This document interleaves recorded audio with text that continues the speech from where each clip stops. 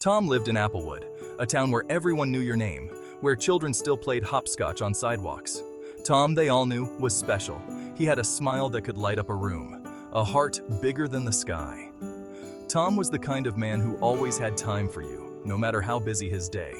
He listened with his whole heart, offered advice that felt like warm bread on a cold day. People in Applewood called him a true friend, a confidant, a pillar of their small community. He lived in a modest house with a porch that welcomed everyone. It was there he spent his afternoons, a worn-out book in hand. His eyes, though, would always light up when someone stopped by.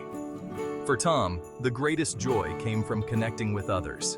He believed in the goodness of people, saw the world through eyes of compassion and understanding. And in a world that often felt rushed and indifferent, Tom's presence was a beacon of hope. A reminder that even in the smallest corners of the world, kindness could bloom. Unbeknownst to many, Tom carried a burden, a chronic illness that he bore with quiet strength. Some days were harder than others. Pain lingered like an unwelcome guest, yet Tom never let it dim his spirit. He met each day with a smile, never complained about his aches and pains. Only those closest to him knew the battles he fought within, the silent struggle to find strength each morning, the invisible enemy that tested his resolve. Tom found solace in his garden, a symphony of colors and scents. It was his sanctuary, a place where he could lose himself in the rhythm of nature, where the gentle breeze whispered words of comfort. Gardening was his therapy, his meditation, each seed he planted, a symbol of hope, a testament to his belief that even in the face of adversity, life finds a way to flourish. And flourish it did, in his garden and in his heart. Tom's illness never stopped him from helping others.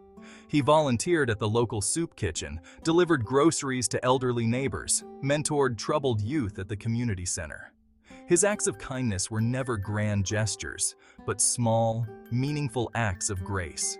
He believed in the power of human connection, understood that even the smallest gesture could make a world of difference in someone's life. He listened with his heart, offered words of encouragement, shared his wisdom with those who sought his counsel. There was Mrs. Gable, who lived alone after her husband passed away. Tom visited her every week, bringing her favorite blueberry muffins and a listening ear. He helped her with chores around the house, but more importantly, he brought sunshine into her lonely days. Then there was young Ethan, a boy struggling to cope with his parents' divorce. Tom saw the pain in his eyes and invited him to help out in his garden.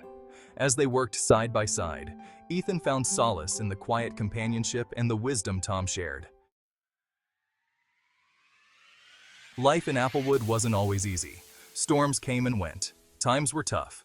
But through it all, Tom remained a constant. An oak tree standing tall amidst the winds of change. His patience was a source of comfort. His resilience, an inspiration. When the local factory shut down, throwing many families into uncertainty, Tom rallied the community.